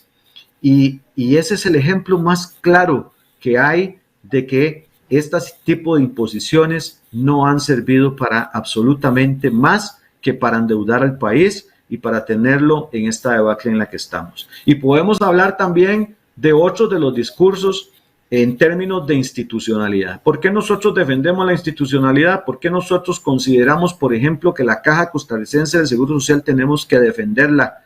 ¿Por qué? Porque precisamente se constituyó políticamente como la caja chica del Estado, donde se le deben millones de millones, no solamente a el seguro de salud, sino también a el régimen de pensiones. Y hoy oímos, ahí escuchamos a más de uno señalar por ahí por evidentes intereses económicos, ¿verdad? Que hay que privatizar servicios, que la caja ya no es eficiente, que tenemos que transformarla y que para eso tienen que entrar las empresas privadas, apropiarse de las especialidades, de la generación de exámenes, de una gran cantidad de cosas. Y a la Caja Costarricense del Seguro Social se le ha quitado, se le ha restado la posibilidad de actuación ante no solamente la gran deuda que tiene el Estado con ella, sino también con la politización, porque la Junta Directiva de la Caja Costarricense del Seguro Social, ¿quién la pone? ¿Verdad? Entonces, absolutamente mediatizada. Y esto ha ocasionado que la Caja antes, ¿por qué? ¿Cuál es la raíz de las largas filas en la Caja Costarricense del Seguro Social? En la Caja del Seguro Social, amigos y amigas, trabajan alrededor de 66,000 trabajadores, por ahí andan. ¿Cuántos ciudadanos hay en este país que necesitan atención? Un médico especialista no puede usted pretender que pueda atender a 200 personas en términos de eficiencia y eficacia. Y ahí es donde está el problema. La caja formaba especialistas, la caja formaba TAPS, la caja formaba a una gran cantidad de técnicos y especialistas en diferentes áreas de la medicina. Y resulta que ahora eso no lo hacen y por eso es que estamos en esta grave crisis. Y sin contar muchos otros de los problemas que tiene la caja, pero que han sido impuestos, promovidos también, y lo peor, que terminamos los costarricenses creyendo que efectivamente se debe de hacer esa transformación y darle a otros para que entonces tengamos el modelo chileno, para que tengamos el modelo colombiano, por ejemplo, donde en las entradas de los hospitales la persona humilde que se enferma muere ahí en las puertas de la clínica o del hospital porque no pudo pagar su seguro privado. Y esa es la realidad. Es lo que está pasando con Recope. Aquí podríamos hablar de muchos temas y que evidentemente podríamos debatir desde el discurso neoliberal versus el discurso social verdaderamente. ¿Quién construye la democracia para que nos quede claro, las instituciones públicas? Solo para que nos quede claro, entonces, en materia de obra pública es darle al MOP otra vez competencias de construcción, ¿o entiendo mal? Por ejemplo, sí. Entre otras, porque acordémonos que estamos en el año 2021, ¿verdad? Entonces, las transformaciones que hagamos, las decisiones que tomemos, tienen que ir enfocadas a la realidad que tiene el país, a la realidad formativa que tienen nuestros muchachos, nuestros jóvenes, nuestros jóvenes universitarios y demás, y por supuesto en términos de modernidad que pues tenemos que hablar de ella desde toda perspectiva institucional. Don Martín, usted dice que es importante tomar decisiones. No tomemos en cuenta el proyecto de ley de empleo público que fue votado ayer en primer debate en una nueva versión. Pero hay cifras que nos dicen que a partir del plan escudo del presidente Arias Sánchez en su segundo mandato, infló con una cantidad impresionante de empleados públicos que no es sostenible. No es oportuno, don Martín, como dice usted, de poder entrarle a ese tema. La izquierda construyó una Costa Rica en los años 40 sentándose con los que uno nunca hubiera creído que se podrían haber sentado y permitieron que la Costa Rica de hoy sea una Costa Rica todavía con todos los males que tiene, sustentada en una seguridad social igualitaria, como muchos países lo desearían. Pero pareciera que falta un grado de voluntad de poder aceptar que hay temas en los que no estamos bien y que no podemos ser defensores a ultranza ni de una ni de otro lado. Podría ser Pueblo Unido uno de esos grupos por el legado histórico que han llevado, que puedan entrar en esa construcción de esos temas en los que todos tenemos que perder para que todos podamos ganar para futuro. Y aprovecho para plantearle en el tema de la seguridad social, en dos áreas, una en nuestra Caja Costarricense del Seguro Social, donde se habla de revisar las cargas sociales. Uno no debe tomar partido, pero a mí me cuesta mucho. Creo que no se resuelve con ampliar la cantidad de horas laborales, con más días de descanso. Creo que son luchas que se ganaron justamente en los años 40 y que marcaron diferencia, y que no porque se hagan en otro país hay que hacerlo aquí. En eso algunos podrán decir en redes, ya le estoy dando la adhesión, don Sergio, a Pueblo Unido, pero lo que pasa es que son características que tuvimos como país.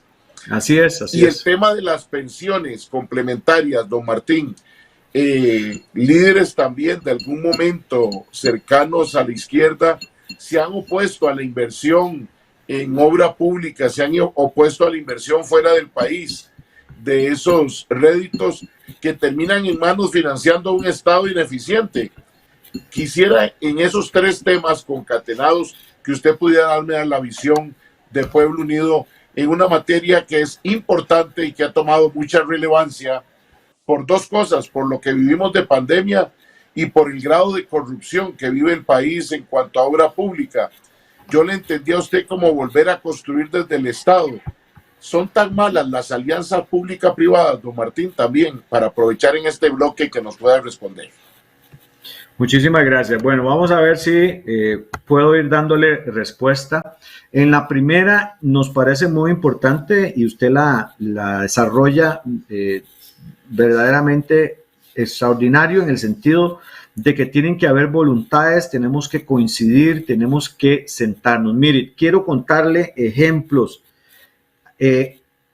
Tenemos no menos de 8 años de estar planteando los sectores sociales de este país un verdadero diálogo social para poder construir sobre la base de ese diálogo una gran cantidad de propuestas que estamos seguros podrían resolver el camino económico y social de este país.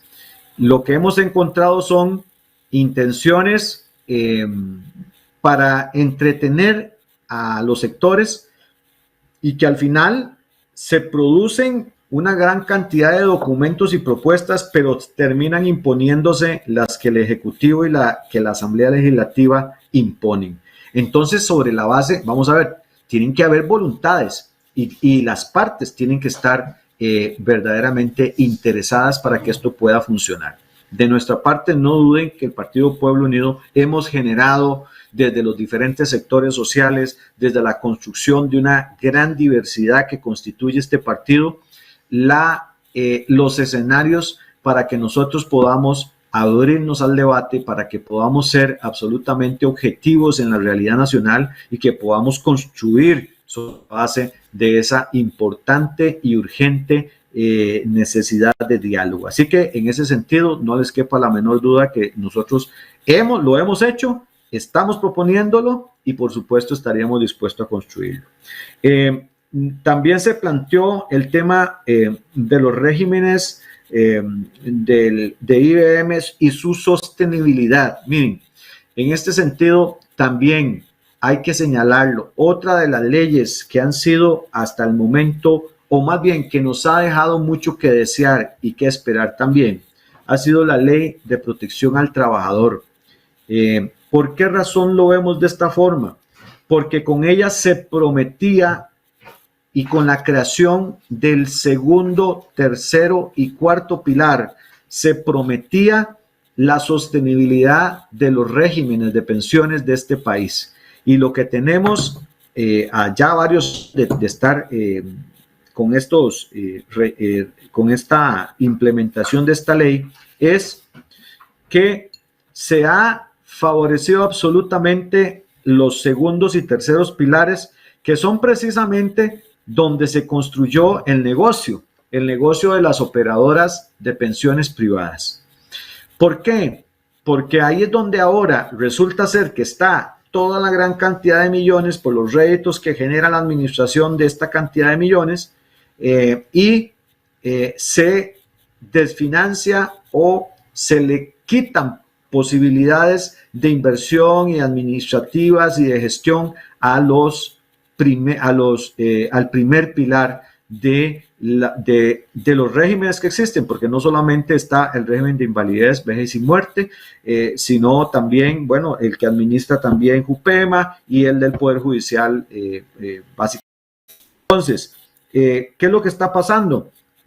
Vuelvo y repito, el segundo y tercer pilar, que fue la creación de todas estas operadoras de pensiones, hacen que sea claro, es una mina de oro para ellos, y con un detalle, que era la ley de protección al trabajador, y resulta ser que ahora la persona que se pensiona no puede disponer como debiera disponer de su cuota de cesantía y sus réditos. Entonces, porque se constituyó un negocio, claro, en ese sentido. Entonces, claro que sí, nosotros que hemos planteado, por ejemplo, en el tema de obra pública, bueno, es que tenemos que resolver desde la ley de concesiones, ya lo planteamos, y otra serie de aspectos, pero la titularización, por ejemplo, de la obra pública es fundamental. ¿Para qué? Para que entonces la inversión pueda tener un carácter de seguridad y, por supuesto, que de los réditos que se necesitan para que,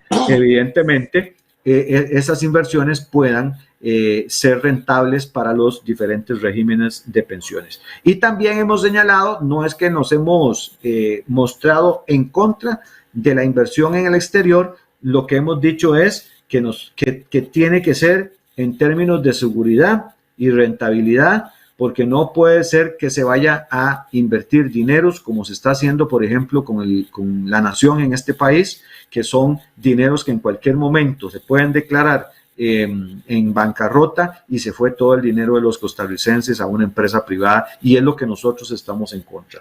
Así que en ese aspecto, sí.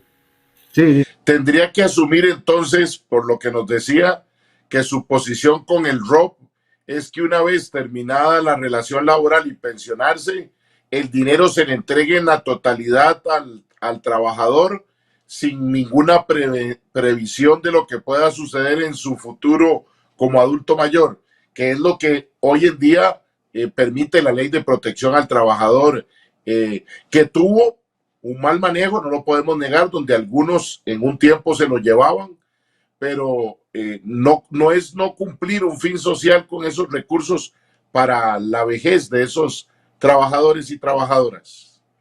Mire, es que es muy relativo el tema y es muy sensible el tema, porque, vamos a ver, podríamos señalar de que una persona en sus, no sé, muchas personas trabajaron 40, 45 años, tuvieron una vida laboral de esa cantidad de años, 30, 38 años, etcétera, etcétera. Entonces, resulta que ahora es que el caso concreto es el siguiente. El caso concreto, esto es un ejemplo, porque no estamos hablando en términos de conocer datos y todo lo demás, sino porque yo también trabajo en la Caja Costarricense de Seguro Social y a nosotros nos cuentan ejemplos. Entonces llega un señor y nos dice, mira, vengo indignado porque resulta que me tienen que dar 6 millones de colones que están ahí, y resulta que me dicen que me los van a dar a 40,000 colones por mes, por ejemplo. Y entonces él dice, pero si yo coticé toda mi vida, ¿por qué me tienen que dar esa cantidad? El problema es cómo se está conceptualizando, cómo se está administrando y cómo se está tomando las decisiones para disponer del dinero que no es de las operadoras, es del trabajador, que podría decir, bueno, yo no me interesa que me lo administren, démenlo de una vez porque voy a pagar una deuda, o porque voy a irme a, no sé, a disfrutar la jubilación allá en Europa, o porque voy a darle un beneficio a mis hijos o a mis nietos, etcétera, etcétera. Y entonces hay un desacuerdo, hay una desaveniencia de que puedan disponer del dinero que ya ellos, que es de ellos y que en muchos casos, tristemente, hay otra realidad que tenemos que ver, y es que muchos se pensionan y en 2 años, 3 años fallecen, y la pregunta es, ¿a quién le queda entonces ese dinero, verdad? Porque también hay cláusulas y hay una serie de condiciones que hacen que sean irreclamables esos rubros, y es parte del negocio también. Entonces, ves, hay que afrontar las cosas, analizarlas y verlas desde muchas perspectivas, porque definitivamente que no es diariamente y el espíritu solidario con el que nació esa ley no se está aplicando, es una realidad. Son las 9:36 PM. Tenemos que ir a nuestro último corte comercial para regresar con nuestro invitado del día de hoy, don Martín Chinchilla Castro, candidato del partido Pueblo Unido. Con permiso, ya regresamos.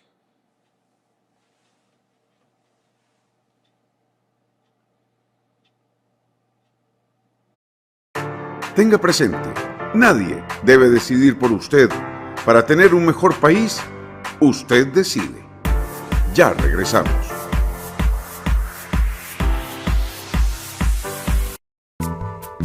Es posible que haya gente que no comparta su pensamiento, pero nuestro compromiso es que usted pueda expresar su opinión. En la esquina del parque con Fernando Fait. A partir de este momento podrá plantear sus inquietudes, conversar con los invitados y dar su opinión. Todos los sábados usted tiene una cita con el programa de análisis y opinión En la esquina del parque con Fernando Fait. Sábados de 3 a 5 de la tarde los esperamos en Antena 6 TV. Más tele, más tuya, más nuestra. Los asociados de Copealianza podrán jugar el Bingo Millonario Trasnochado, donde ganarán 15 millones de colones en premios. Y hay que jugarlo así en pijama. De ahí, si se siente más cómodo, consulte desde ya sus cartones asignados. ¿Y cuándo jugamos bingo otra vez? Sábado 18 de diciembre, 10 de la noche por Teletica. Si usted no es asociado, ¿qué espera? ¡Asóciese ya! El año pasado ganaron un montón de gente, bichillos. Usted puede ser uno esta vez. Contáctenos. Copealianza, la cooperativa de todos. Los invitamos a seguirnos en nuestras distintas plataformas: Twitter, Facebook, Instagram, en nuestro canal en YouTube, donde pueden encontrar todos nuestros programas, y nuestra página web.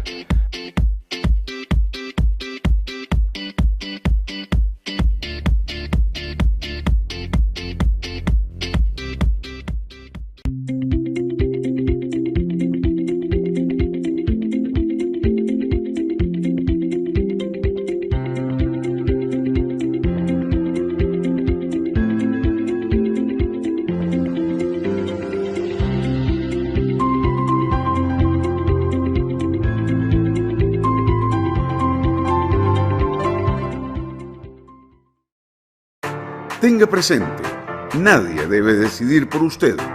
Para tener un mejor país, usted decide. Continuamos.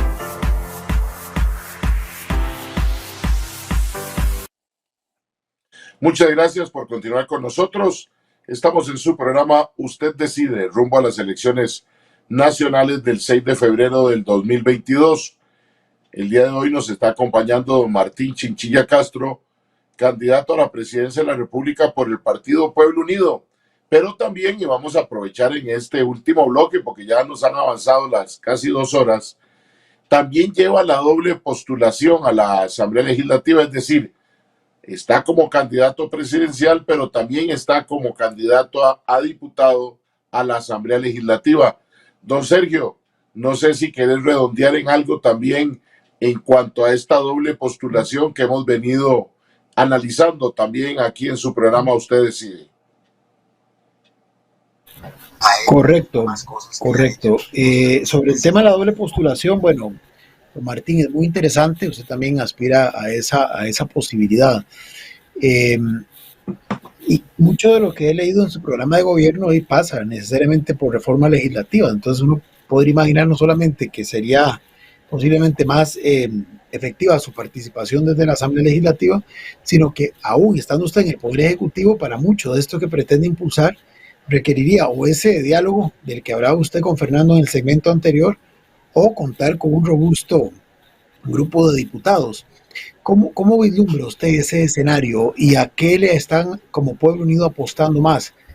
Siendo un ejercicio de mucho realismo político, a la posibilidad de llegar a Zapote, o a centrarse más, congregar más sus energías en tratar de impulsarlos a la Asamblea Legislativa y llevar una, fracción más o menos robusta que les permita tratar de echar adelante esa agenda que ustedes plantean en su propuesta de gobierno?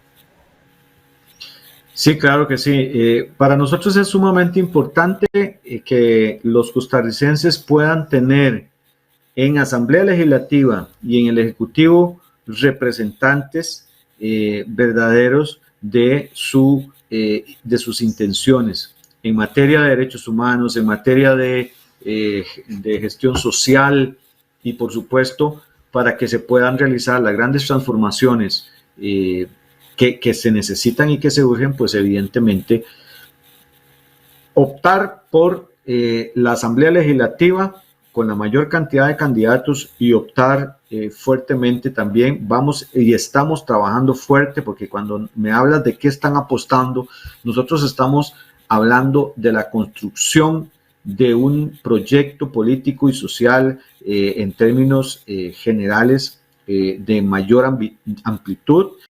Eso nos hace tener una ambición fuerte hacia el poder ser gobierno. Evidentemente sabemos que existen una serie de condiciones en este país que hacen que los partidos que estamos surgiendo y que estamos trabajando fuerte para ello, pues se nos pongan todos los obstáculos para que eso no suceda. Sin embargo, hemos estado sorteando, hemos estado trabajando fuerte y seguimos apostando a esa posibilidad.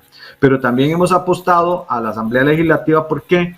Porque tenemos candidatos y candidatas de gran valía, líderes, jóvenes, que representan sectores tan importantes como el de la agricultura, como el de las pymes, como también el de por ejemplo, una zona, un área muy importante que es la representatividad de todos los pueblos indígenas de este país. En fin, tenemos también agricultores, como ya lo mencioné, jóvenes de una gran valía, y a eso estamos apostando. ¿Por qué razón? Porque claro que sí, efectivamente para nadie es un secreto que solamente apostando a posibilidades e incidencias desde la Asamblea Legislativa y del Ejecutivo vamos a poder lograr hacer las transformaciones que se necesitan en este país. No hay otra forma. Miren, hemos visto todo un contexto social en los últimos 8 años de una gran represión y de una gran valía en defensa de todos estos y en contra de todos estos proyectos que se impusieron, pero que lastimosamente no contamos con el apoyo de representantes verdaderos de la clase trabajadora, de los y las costarricenses, y lo que se contó fue con una Asamblea Legislativa absolutamente diversa, entre comillas, porque eran de varios partidos, pero que al final tuvieron esa virtud de ponerse de acuerdo para poder dañar a la clase costarricense, a la clase trabajadora, perdón, y a todos los costarricenses en términos generales, como lo han hecho con estas últimas leyes y con estas propuestas. Así que estamos apostando fuerte, Sergio y Fernando, en esta materia, y vamos a trabajar hasta el final, repito, a pesar de todos los obstáculos que hemos estado teniendo. Don Martín, don Luis Naranjo nos deja un mensaje en WhatsApp, perdón a don Luis porque no lo había visto hace un rato, para que le consultáramos a usted su opinión. Él nos dice que usted mencionaba un partido político a Liberación con un financiamiento de mucho dinero y que con el salario que ganaba el presidente no iba a cubrir eso. Entonces don Luis nos dice su opinión sobre el Frente Amplio, que también ya accedió. Él pone a 1.000 millones, yo entiendo que habían sido 500 millones lo que había salido en las noticias, pero su opinión sobre ese tema, si era igual a lo que usted platicaba de Liberación Nacional. Sí, hablemos más bien entonces de cómo se ha conformado y cómo está constituida todo el tema de la deuda política en este país. Desde nuestra perspectiva, esto es una barbaridad como se está planteando. Los partidos, y ustedes los ven, y los candidatos, si no se les dio pelota en el partido de sus amores, entonces salen corriendo y forman otro partido, y los vemos cada ahí a ver a cuál pego. Y entonces ahí es donde está el gran problema. Y ya se ha hecho una gran discusión en términos generales sobre el tema de la deuda política y cómo se ha convertido en el gran negocio de los partidos políticos que ya tienen una gran espuela muchos, y que además, en el caso de nosotros, por ejemplo, somos partido nuevo, no tenemos opción de deuda política porque no tenemos resultados. Así que vean ustedes a dónde está o cómo está establecido esto, que hay una absoluta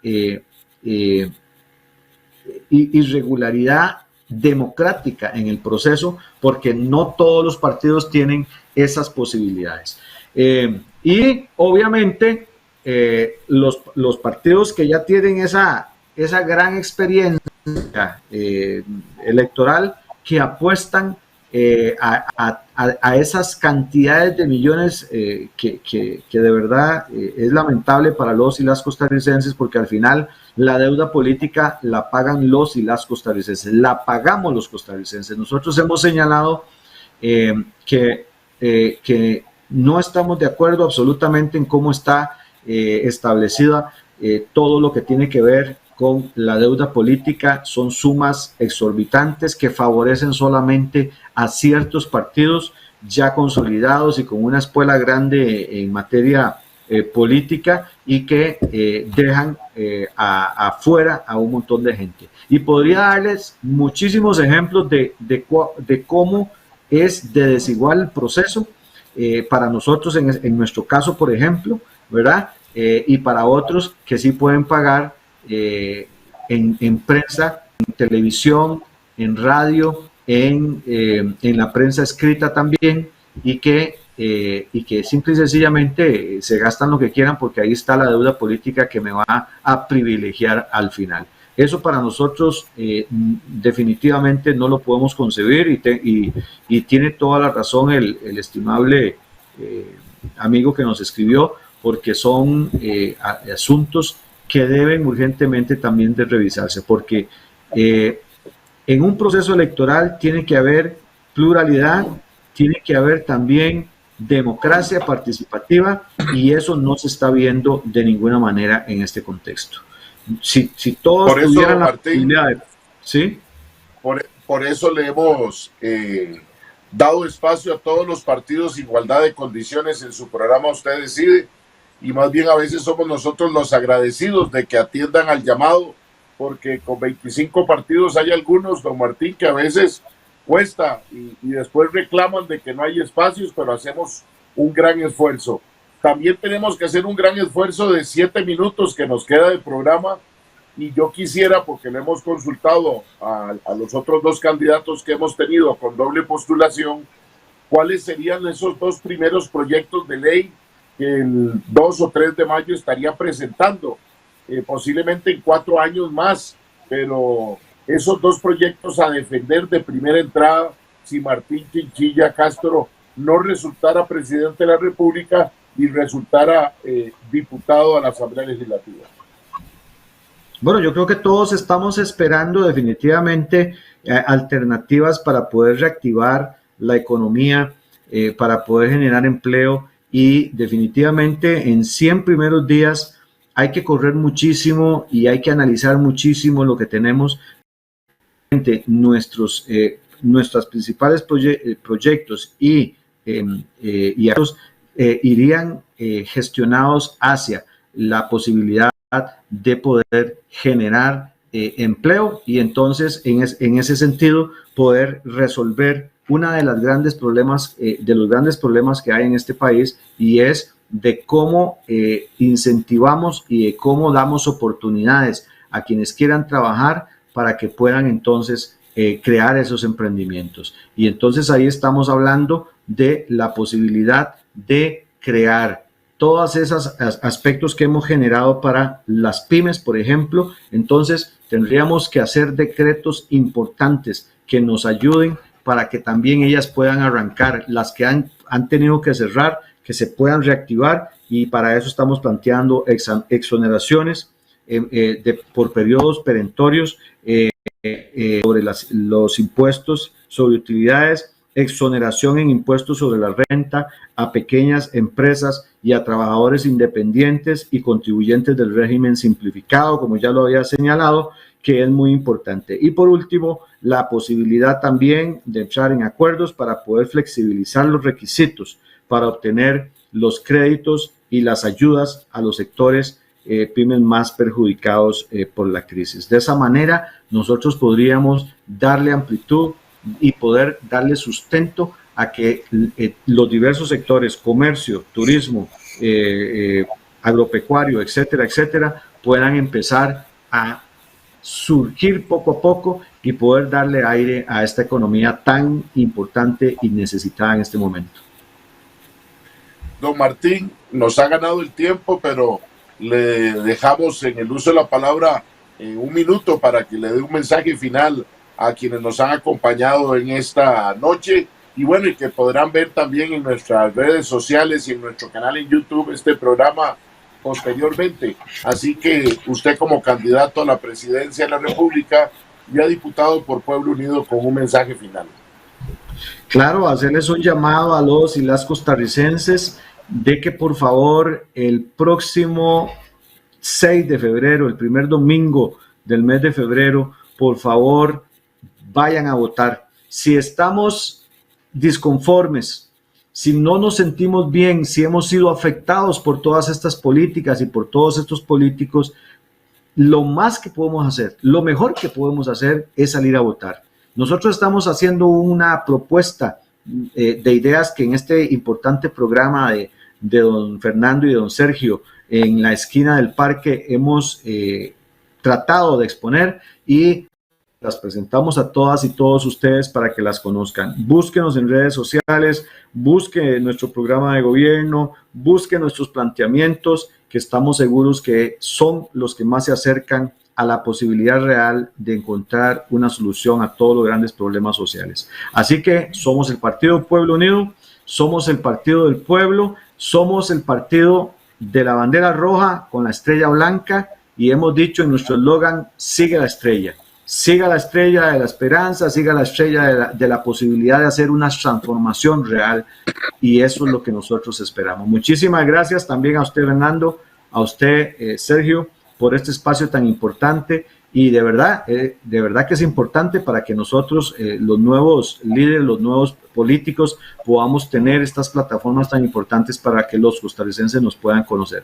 Muchísimas gracias, y recuerden, salgamos a votar. La opción y el poder la tienen los costarricenses. Seguir como estamos, quedémonos en la casa. Si queremos transformaciones, pues salgamos a votar. Muchas gracias, don Martín, por habernos acompañado en Usted Decide. Lo vamos a invitar en la esquina del parque, que son los sábados. Este es de temporada, que se llama Usted Decide. Usted Decide, pero sí, somos cierto. Programas hermanos, y además hemos salido por esa plataforma el día de hoy. Ahí también han dejado mensajes de saludo colegas suyos que han estado en sintonía del programa en esta plataforma. Don Sergio, reflexión final para casi ya irnos. No, muchas gracias, Fernando, don Martín, que nos haya acompañado. En realidad, pues hemos escuchado, como bien lo dijo él, a otro candidato con sus propuestas. Hemos tratado, pues, de hurgar un poco más allá de lo que dicen los textos que uno puede ubicar sobre son esas propuestas que él invitaba al ciudadano y a la ciudadana a leer. Bueno, es otra alternativa más de un sector de izquierda que, como bien lo hemos dicho, ha jugado un rol importante en la historia de nuestro país, especialmente durante el siglo XX. Así que bueno, ha sido un espacio interesante para explorar otras opciones que también ofrece en esta oportunidad el sistema político costarricense a las y a los ciudadanos. Muchas gracias, don Sergio, muchas gracias, don Martín, pero especialmente gracias a ustedes, amigas y amigos que nos han acompañado en esta noche de miércoles. Tenga presente, nadie debe decidir por usted. Para tener un mejor país, usted decide. Hasta el próximo viernes a las 8 de la noche. De decidir por usted. Para tener un mejor país, usted decide.